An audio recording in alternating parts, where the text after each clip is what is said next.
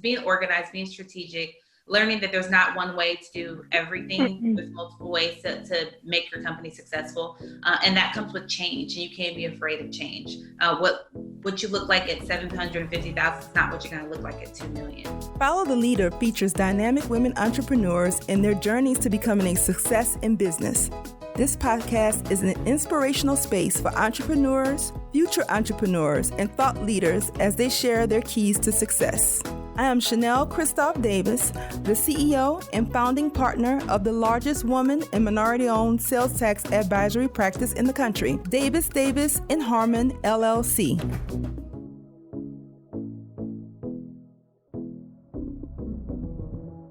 All right, so welcome to Follow the Leader podcast show. Today we have a duo, co-founders, Paulina Sandoval and Brittany Stovall.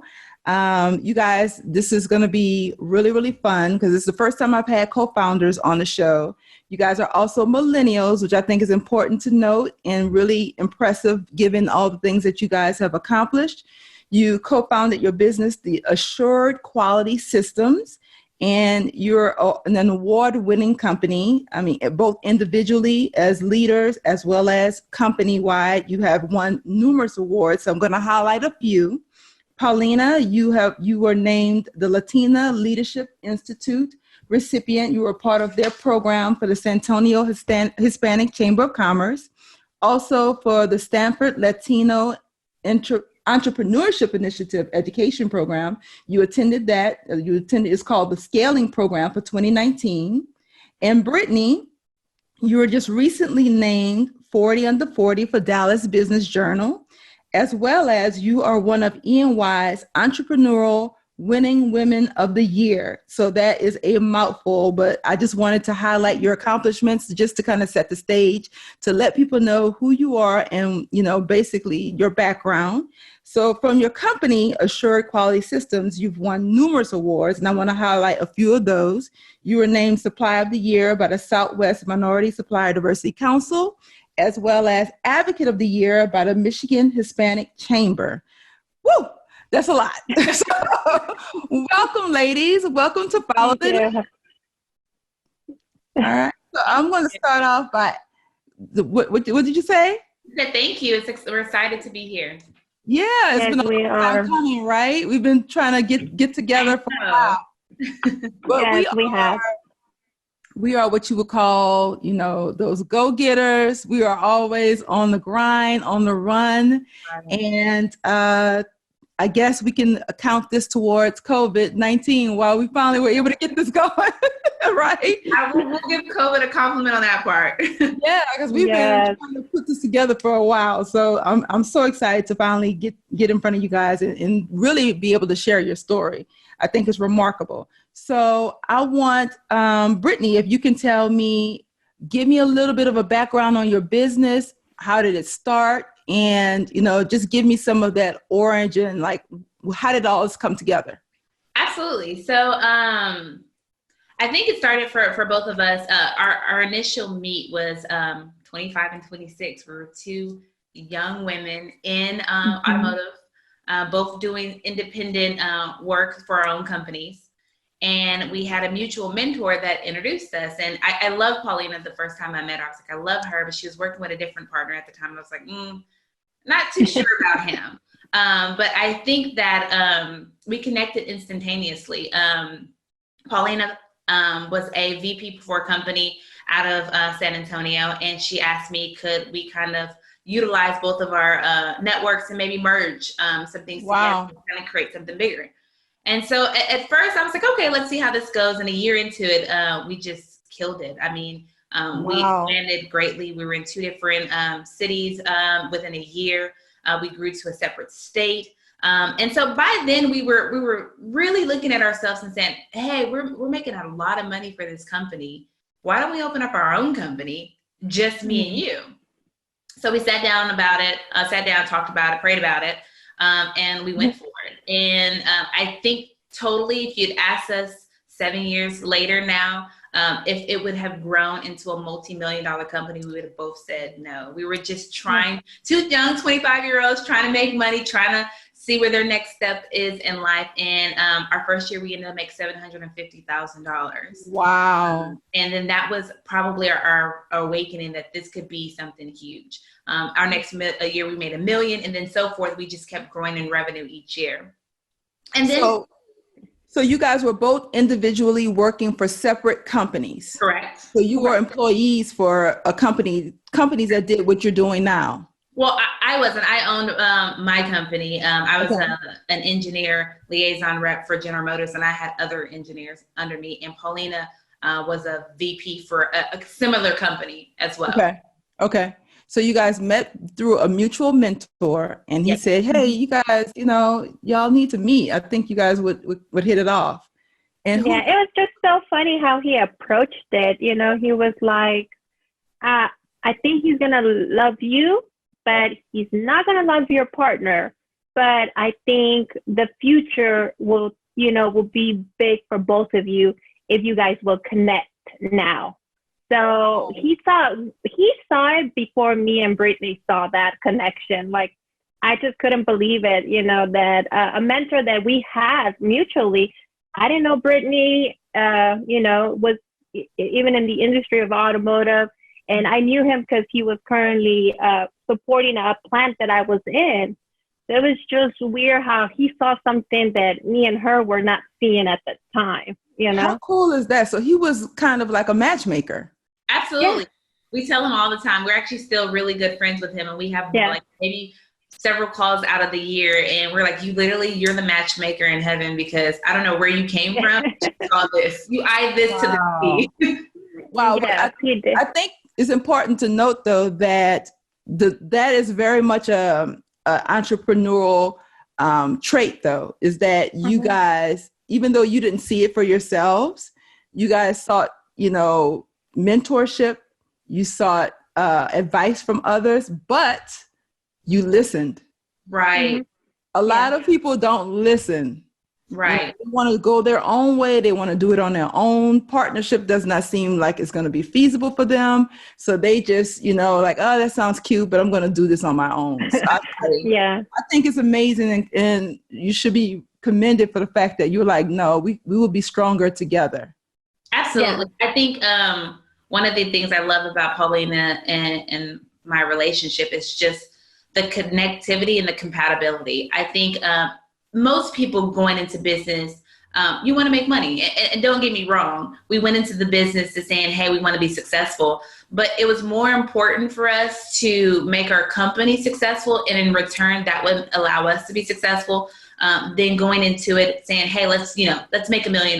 We didn't, our mind was never on the money. It was always, how do we be successful towards our company and help our company grow? And it just happened organically for us. Wow. Yeah. So tell me, if you can, Paulina, what exactly does Assured Quality Systems do? Explain it to us, very, very clearly. So we are a third-party inspection. So we do the inspection on the components that come before manufacturing, if there's any defects.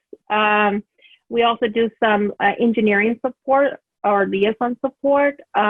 We are also in the extending our service into technology. So that's a new sector that we're adding into the company as well. So, but our main focus where we started from, when we built AQS was from third-party inspection. Okay. So doing the quality control for tier 1, tier 2 suppliers to the OEM. Okay. So you guys are really an essential piece of the supply chain because you guys get the materials or inspect them before they get to the actual automotive manufacturing arms. Correct. Right. Correct. Okay. Interesting. So what type of workforce do you have? Are you hiring engineers, technicians? Like who do you hire to do this work with you? We hire engineers, we hire general labor, but these are all our employees that we take in. We don't outsource. So that's kind of been a key of our success, that we keep all of our employees. So we don't use third party like staffing or anything like that to do our, onboarding. We do all of our onboarding training for all of our employees.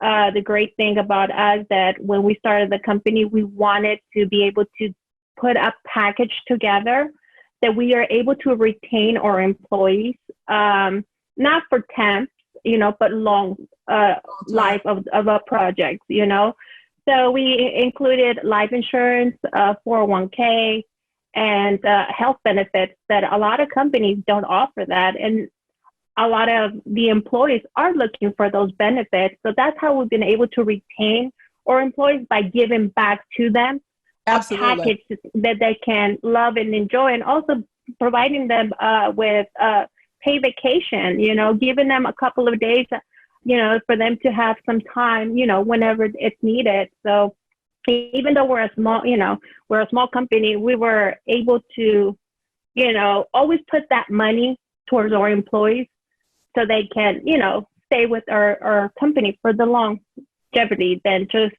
coming in and working for a day and leaving out. Yeah. So that was very important for me and Brittany, to make sure that we create an environment where our employees stay with us, but giving them something back to them as well. And I think too that that's very key for smaller enterprises. It's a misnomer that we don't pay well, but actually we have to be very competitive in order to retain the quality that we need. And by you hiring people, you're able to control the quality, as opposed to, taking that. It's a level of risk that I'm sure you're not willing to take. No, we definitely don't, especially when we're doing quality. We hate to train so many people on our customers' products. So it's super important that, for example, they ask for, a Joe, they want to see that Joe for, the life of the project, whether it's, a week, 3 months to a year. They want to see the same person on their project.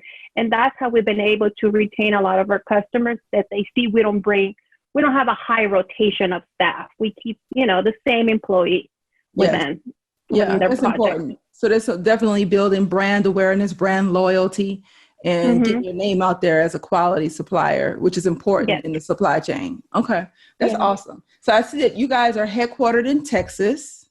Yes. But you have operations in many, many states. So yes, we do. How many states you're working out of, and just tell So we started our company. We're incorporated in Texas. We started our headquarters in Dallas. That was really important for us to set the foundation of home, where our home was and where we originated, and where our customer base originated from. And from there, we just quickly evolved. I think the next state we moved to was Tennessee. After that, we evolved to Kentucky. After that, we evolved to Ohio, Michigan, Indiana. We have engineers all the way from California to Jersey. So it just really depends on the service base and which specific services you're utilizing for our company. But we are in about 8 different states. As far as containment and rework services that we provide, and then engineering services, we're all throughout the United States and Mexico. That is incredible. Wow. So you've been in business for 7 years, and in that time, we got our anniversary. Wow. Happy anniversary. When was your anniversary? Our anniversary was in the beginning of February. So we didn't get a chance to celebrate because everything was kind of funneling quite quickly with the coronavirus. So we could we may not want to travel at that time. No, you guys have to put that on ice until after we get out. We'll put it on ice. Maybe next year, 2021. Yeah, let's think about celebrating 2021. Y'all invite me. I'll be there pouring up champagne with y'all. But that's so literally definitely. For a business to grow outside of the first 2-3 years is phenomenal, and not a lot of businesses make it past 3 years. But the fact that you guys have made it to 7 years, and you're going to make it to 8 years, I'm going to be there popping bottles with y'all when y'all make it to 8 years. And you've been able to duplicate yourself and actually, amass a great staff. That's another thing that's not common. Most small businesses are solo entrepreneurs. They don't have employees. So you guys have really accomplished a lot in 7 years. Yes, we have. So I'm so proud of us and our team. I think As much as me and Paulina would love to say it was all us, it was our team. We've managed to get the right people at the right time at the right stage of our company. It started with 2 people, and actually 2 people, 2 owners, 2 employees, and then we've evolved to a little bit over 130 employees. That's incredible. Right. Wow. And I'm so blessed and humbled by it all, because I never in a million years thought that I could say, you know, I have 130 people that we're responsible for and that we're fluid with. Like, I think in spite of everything that's going on, the connection with our employees has been great, in understanding that AQS will survive. You'll still have the jobs. Like, this is just a storm. And a good thing also about being in automotive kind of does this quite a bit. So in automotive, you're prepared for things like this, whether it's COVID, whether it's a shutdown or a layoff or a plant switch, a strike. Or a strike. Actually, it's funny. It's ironic because this was going on, but we had already scheduled customer shutdowns during this time period for even 2 to 3 weeks. So whether COVID happened or not, our company was going to be shut down in portions of it for 3 weeks regardless, because a lot of our customers are switching programs. Okay. So when they do that, they have to take the whole plan apart and put it all together. That takes a couple of weeks. Anyway. Right. So we were already prepared. You're jumping ahead a little bit, but we're going to put a pin in the COVID talk, and then we're going to back up a little bit. I want to know, because you guys are so dynamic. I have watched you from afar and up close. I've seen your presence and your footprint, and just watching you. And I'm so proud of you guys. I think you're amazing. What are some of the things that you did early on that you think set you up for success? I've already figured out one thing. You have a mentor. That's huge. Right. That sets you apart for sure. Several mentors. I think one of the good things that we did is we found people that were successful in our industry and in futuristic goals of ours that would help get us to the next place that we wanted to go. And that was really important for us. I know Paulina, and I definitely, Rosa Santana has been a huge mentor towards our company. She's dope, right? Rosa is amazing. Amazing. She gives such great advice for us. We always keen in and ask questions to her when we were at our beginning stage. And even now, Phyllis Newhouse has been a personal great mentor for me. I've definitely been able to lean on her and ask her for some advice, and then just get some good guidance. Our existing mentor that helped us kind of get to meeting each other and growth, we constantly ask them, how can we be better? And so I think surrounding ourselves in an environment where you have good mentors was very important for us from the beginning, and continuous to this day. And what would you say has been some of your keys to success, Paulina? I'm going to say a lot of our, the mentors that we've had together, Costa, Berto Guerra is, some of the, and plus Berto is one of the suppliers that gave us the opportunity to service him and open the door within JCI for us to, continue providing services under our business venture. So Berto has played a big part of, our success. Berto, and a lot of the people that I met in the organization of the Hispanic Chamber, getting involved a little bit more in the Hispanic Chamber community here in San Antonio. Mm-hmm. So getting to know other successful, entrepreneurs or people that sit on boards, it's a great inspiration, and goals that keeps you going, to always strive for, better, So I think the programs that I have done over the years, it's taught me a lot about leadership and, how to be a better leader, so, and taking a lot of the advices and guidance from our mentorship has set us up for success, in the long run. And I do hear a common thread too, through our conversation, is that you guys are not afraid to ask for feedback, and you're not afraid to innovate, right? If you have to make changes, make process improvements or innovation, you guys are really open to that as well. Yeah, I think that's always been probably one of our biggest key things in running our business, being organized, being strategic, learning that there's not one way to do everything. There's multiple ways to make your company successful. And that comes with change, and you can't be afraid of change. What you look like at 750,000 is not what you're going to look like at 2 million. And understanding, right? You have to totally understand the value of that, and then the value of learning your lessons and understanding the mistakes are okay. Every entrepreneur is a risk taker, and you have to truly understand that you can fall, but you have to get back up. And so I think that too, just being strategic, making sure we plan our year out a year in advance, building forecasts, understanding your numbers, understanding your growth and how to manage your growth. So a lot of that is just being strategic and making sure we're paying attention to our surroundings, both with our company and to personal too. Having a good mindset, staying emotionally connected at all times, and being mentally health is super, super important for us. We take a lot of time to say, okay, you know what? It's a bad day. Take a break. And we feed off of each other all the time. Yeah, you have to have those days. Like I definitely have days where I'm like, okay, today is a work from home day because I'm having a moment, you know. And I didn't even know this word at the time, but let me self-isolate because I need some time. And we do that. We do that ourselves too.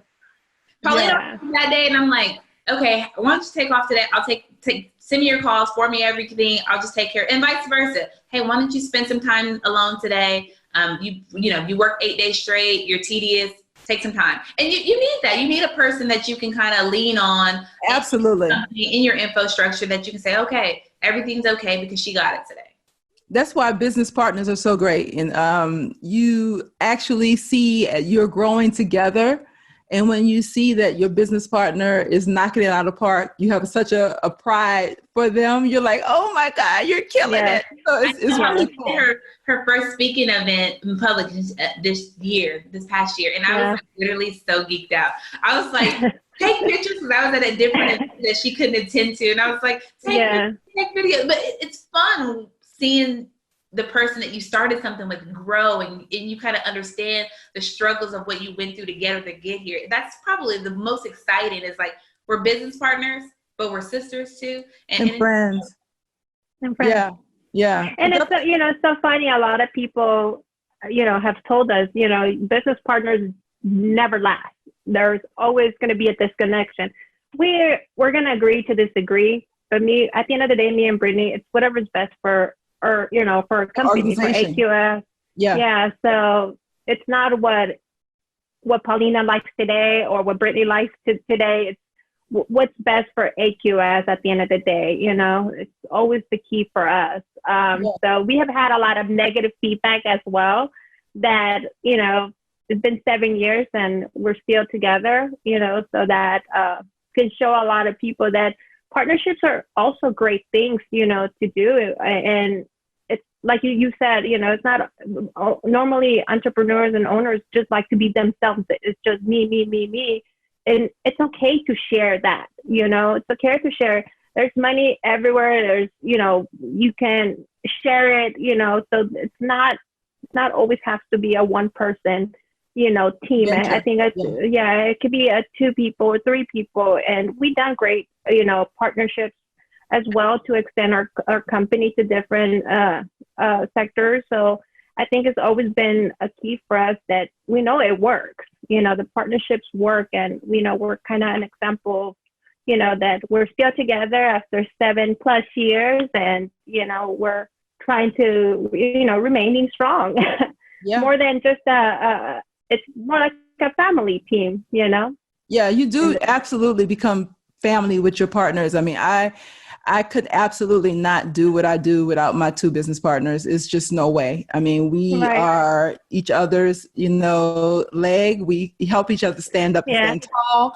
And we all have our role in the business. And my role in the business, they don't want. They have no interest in. Their role in the business, I don't want, and I have no interest in. And we partner together, we team together, we strategize together, and then we break apart and we do what we got to do. And that's a good thing. That's such a good thing to have. I know for Paulina and myself, Paulina is an operations person. Like, I am not. I do not like, I don't want to set it up. I don't want to structure it out. I don't get it sometimes. All I want to know is financially, the infrastructure, how I can make that program that you want to run work. And what infrastructure and finances you need to be built around that. And so I think playing off each other's strengths and weaknesses is the best partnership you can ever have. You can't be great at everything. So you have to utilize your business partner and what their strong points are and how do you navigate. For us, it's like Paulina said, it's so much bigger than just us two. It's always about our company. And also, I think it's good for business partners to have a good mutual respect for each other. To be business partners for 7 years, and I can happily say this, we've never been disrespectful. We don't yell at each other. We don't curse at each other.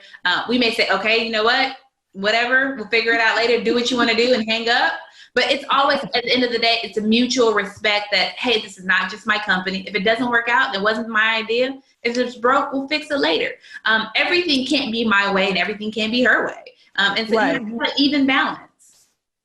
That's good. That's really good. So do you guys have like business advisors where you have like a board of advisors that you can kind of bounce things off of if you are at an impasse and you need that independent voice in the room? We do. We definitely have an advisory board that we can be like, hey, how does this sound?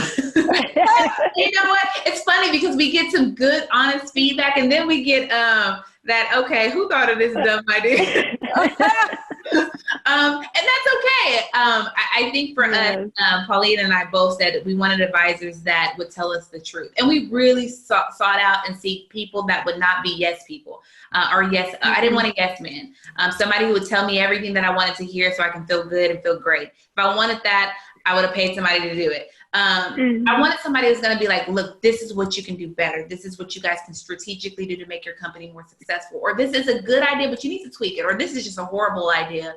Maybe you need to put that on the table and maybe try something else. And so, advisors can be the best thing you can possibly do for your company. I personally feel we wouldn't have been where we are today without strategic advisement from our board of advisors, especially financially. That has been a huge eye-opener for us, getting some financial advisors a part of that team, and making sure your advisory board is diverse too. Yes. We have an ops person, we have a financial person, we have an infrastructure, we have someone who's really, really strong in diversity and inclusion, and not just for suppliers, but also for internally. Does our team reflect what we want it to look like? And does it look like us?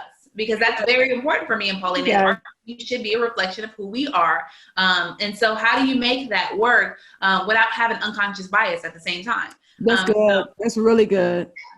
Yeah. No, that's awesome. No, I mean, listen, I'm writing that down too. You guys have a board of advisors. You guys, I mean, I'm telling you, you're killing it. You're doing all the right things. You are killing it. So here's I am doing a series of podcasts while we are in quarantine. We are doing a bunch of shows and just kind of hopefully giving people hope and inspiration and some, ideas for how they can pivot and work through and come out better on the other side of this quarantine.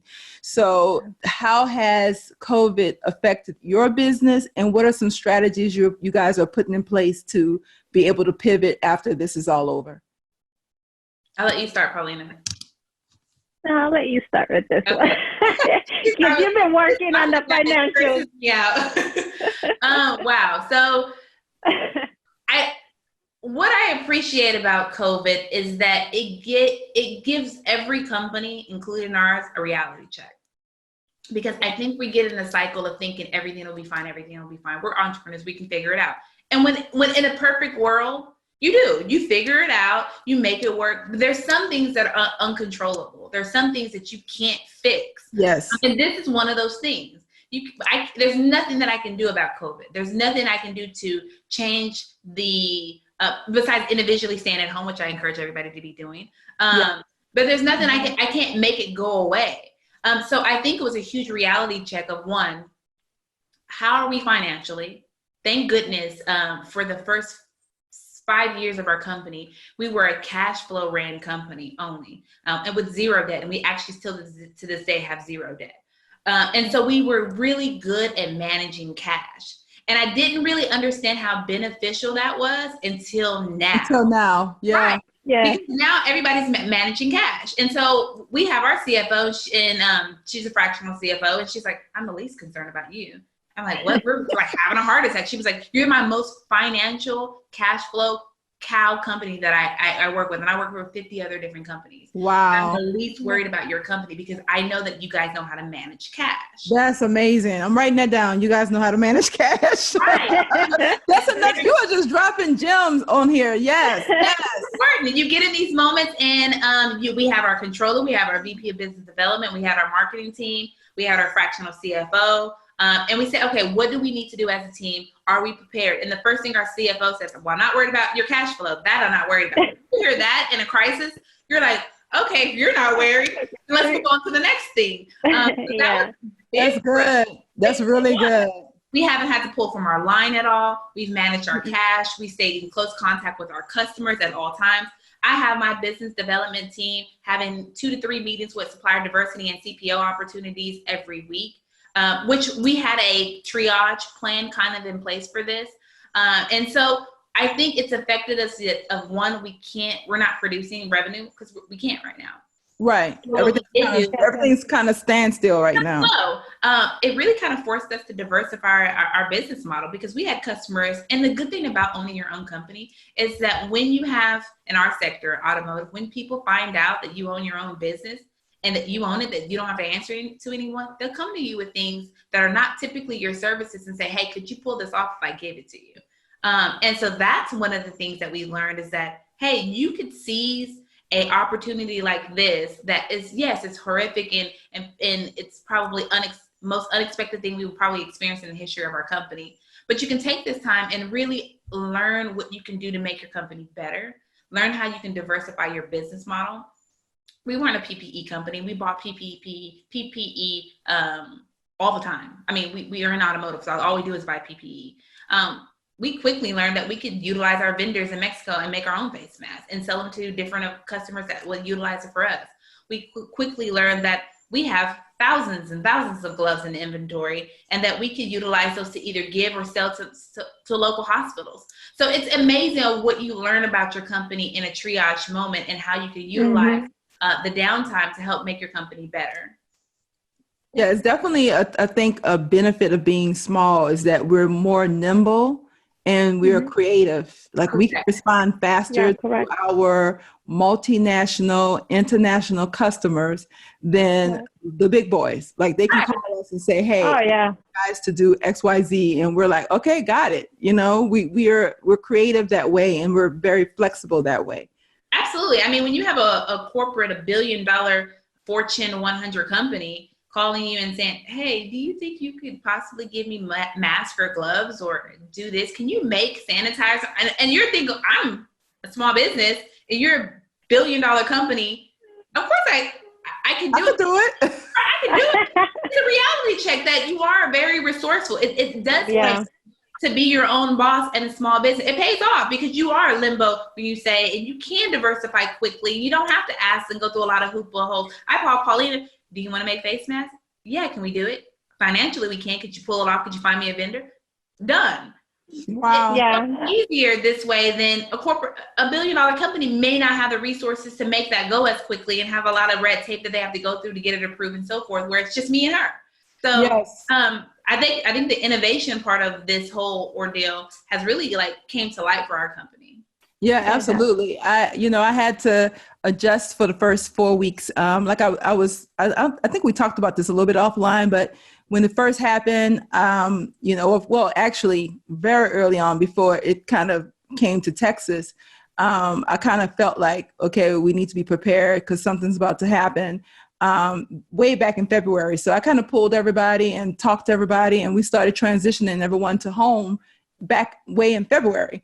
So you can kind of respond faster, see things coming down the pipeline and, have a strategy and implement faster than a larger entity. You just can. And I think that's truly not only just good strategic planning, but it's also a blessing to be able to have the control in your company where you can make fast and quick decisions and I know for everybody, this has been a scare, and people's lives were in our hands, and just making sure we're strategic. And I actually, you posted like your triage kind of plan that you guys put in place on LinkedIn, and I was reading and I was like, did we do this? Do we have taken care? And it's fun because it makes you realize that other people are going through the same thing you're going through, and that it's okay to learn from what they're doing. If they're doing it and it's working, then why not? I don't need to write a whole plan. If Chanel's plan is working for her company, I'll just utilize hers. Yes. So it's great to be encompassed with all these different small businesses, and utilize all the resources that we have. Because in the hard times, one thing I can say about small business, especially in our network, is that we all come together when we have to.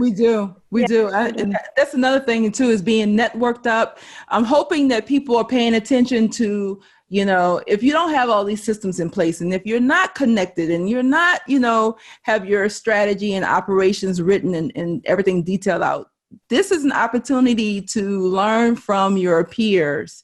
Absolutely. And reach out and ask for help. Call me and say, Chanel, hey, what are you guys doing? Do you have that's why I put that little graphic together, because I kept getting phone calls. But you have to call and reach out and ask for help, because otherwise you're swimming by yourself, and you're not going to make it that way. And you can't. And why would you want to? If you have all of our networks that we have, if you have people that are doing things that are successful in their company and they're working, why not utilize a program that they've already built? You already trust the person. Everybody's doing it for the first time anyway. If it fails and it doesn't work, the worst thing you can say is it doesn't work. But we can all utilize each other's ideas. I know I definitely have. I mean, I had your whole thing printed out. I was like, I'm going on. Good. I'm so happy to hear that. That absolutely did. I said awesome. On my team, like, do we have this? Chanel said her post. I love it. That makes me so happy. Really, it does. So I'm glad to hear that it helped you guys out. So I want to know from you all, this has been such an amazing conversation. I'm so happy we did this. And I knew you were going to kill it. I said, I know these ladies are going to blow me away. What do you have to share with the audience? I want to hear your self-care tips. What are you doing to keep yourself, balanced through the quarantine, to make sure that you're healthy and, thriving personally, not business-wise, but personally? Share something that you're doing new. Well, what I'm doing, I just became a teacher. I have a son. Oh, I have a 6-year-old. So I did a whole setup, and I sent Brittany the picture. Wow. So you created a school in your home? Yes, I did. I got a whole board. So we do class, after all my meetings, I focus and work with him. So, that's kind of what I'm doing. And, cooking, spending time with my son, because I'm involved in a lot of the operations. So I travel quite a bit. So this has been kind of be with my son time and teaching him. So that's what I've been doing. I know he loves it. I know you guys are bonding. That is so sweet. I love to hear that. That's awesome. Yes. I know. I saw she sent me pictures, and Christian's like, he has all his stuff, and I'm like, he's probably like, my mom is so overboard. She has a whole office, like a class. Like, it looks like a classroom, but it's the cutest thing ever. And I'm like, he's not really out of school. He's really in school. Yeah, he thought he was about to kick back, but no, you're not. No, not here. Not here. So what about you, Brittany? What type of advice do you have for the listeners to I think the self-meditation is always great. I know I've been doing a lot of that, reflecting. I read a lot, so typically my goal is to try to read 3 to 5 books a week. I'm a huge reader. I read about 70 books a year. Wow. So that's what my goal is. I've been riding my Peloton, and I heard you have one, so I've been riding my Peloton. Yes, I love Peloton. That thing. Yes, it's everything, right? It is. It's a lifesaver. So that gives me my zen and and that away from everything. Let me set my mind clear. One of the biggest things that I think I've done, and I would encourage everyone to do, if you have the time and the extra funds, and which I know is tight for everyone, look at the stock market right now. I have learned how to do option stocks.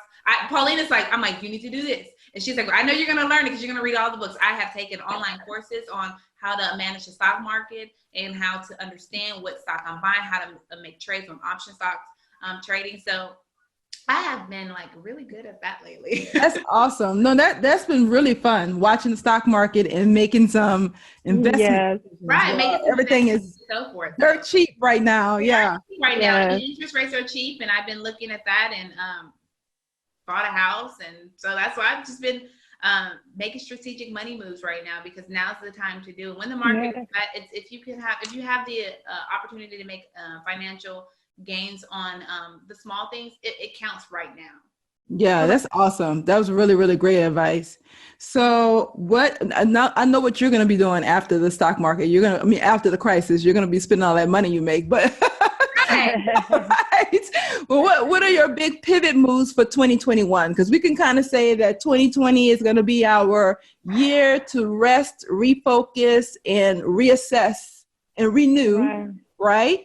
Yeah. So what's your plans, or what are you thinking about for 2021? It may be too soon to really put that out there, because we're still in the middle of a crisis. So, well, financially for our company, I think the one thing about automotive is that programs won't too much change for our company. Cars will still go up, people will still have to drive.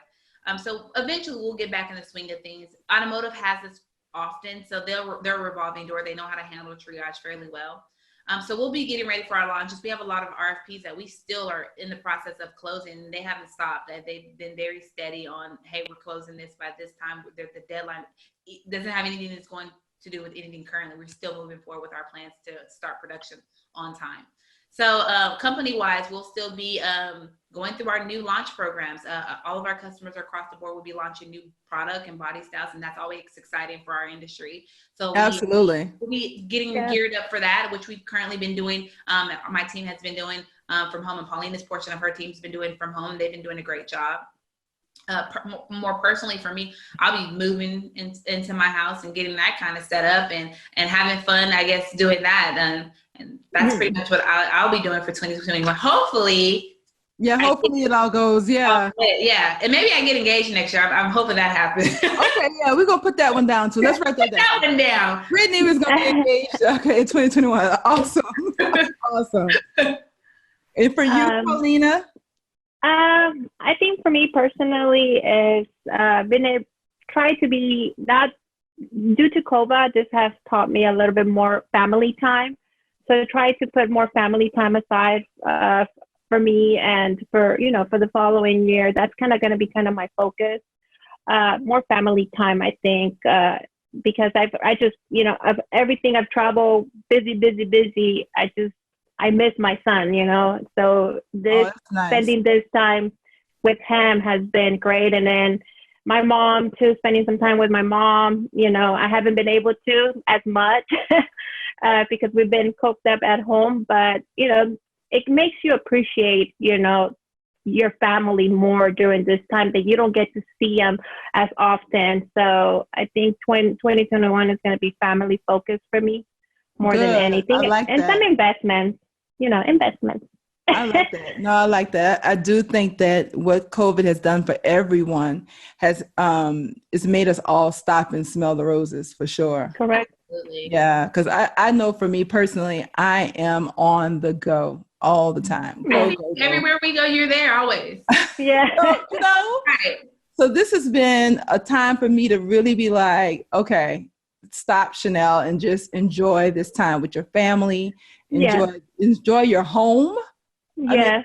A new concept, right? Enjoy your environment and, really appreciate what you've accomplished. No, absolutely. This is a good time. But I do miss y'all.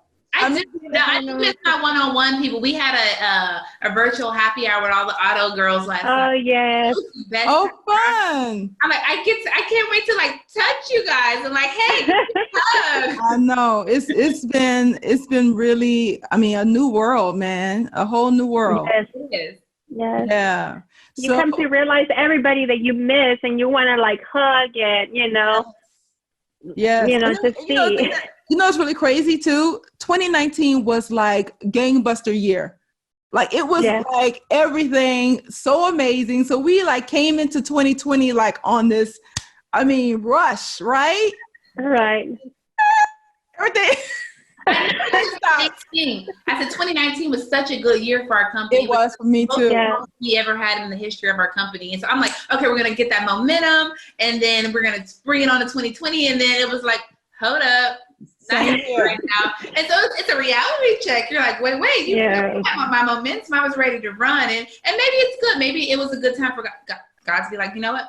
Focus on your family, or focus on other things right now. Absolutely. And I think everything happens for a reason. Unfortunately, I wish that this didn't happen, but I think for a lot of people, it makes you appreciate your family and your loved ones. I know I've been doing virtual FaceTimes with my parents every day, and that's something that I didn't naturally do daily, but now it's like, I love you, I miss you, like you're there. I should be appreciating it a lot more, because a lot of people aren't having that same experience right now, and I think it makes you value and appreciate the love of your family. And, you know, as entrepreneurs, we're always gone and doing things and making moves. And it's late nights for us. It's early mornings. The phone doesn't stop. So it kind of gives you that time to just really understand that your family needs you too. Like, this is not the only part of your life that's important sometimes. Yeah. Right. And it definitely makes you appreciate the little things. Absolutely. Yes.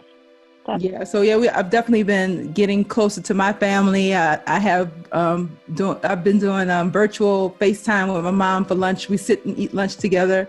Sure, she sits and watch me eat lunch. She loves watching me eat, which is the craziest thing ever. She enjoys it. So she's like, "What are you eating today?" And so she's not eating; she's just watching me eat. And what's that? And how did you make that? It's so cute. It's so cute. All the cooking we get to do. I'm like, oh my God, yes. I'm not cooking for 6 months, but I know. We do so much cooking. I know our kitchen is like, what is going on? I've never seen you this much. My dog is looking at us like, are y'all leaving? Like, are y'all ever going to get out of here? All day? Like, y'all still here? Are y'all going to be here all day long? That's funny. So, okay, guys. We're going to wrap up the show, but again, thank you, Paulina. Thank you, Brittany. This was amazing. I know that you guys have dropped so many important gems for the audience and for the listeners. They need to take their notepads out and take notes, because you guys really laid out your whole success and how you guys came to be this award-winning, awesome international company. So thank you. Thank you so much. Thank you so much for having us on. And your show is wonderful. I watch it, and I'm always staying tuned. And I really just want to do a special thank you for all the things you do for women businesses and minority businesses across the board, because I think the best thing for women-owned businesses and minority-owned businesses is to lean on each other. And if we don't do that amongst each other, people won't reciprocate that. So I just wanted to do a special thank you for always standing by that. Oh, thank you. Thank you, Chanel. Oh, you guys are so sweet. Now y'all gonna make me cry. No. Okay. All right. You can find all of our past episodes on iTunes, Spotify, and Google, or any of your other favorite podcast platforms. Be sure to subscribe to the show, rate, and leave us a review. Let us know how we're doing. Thank you for listening.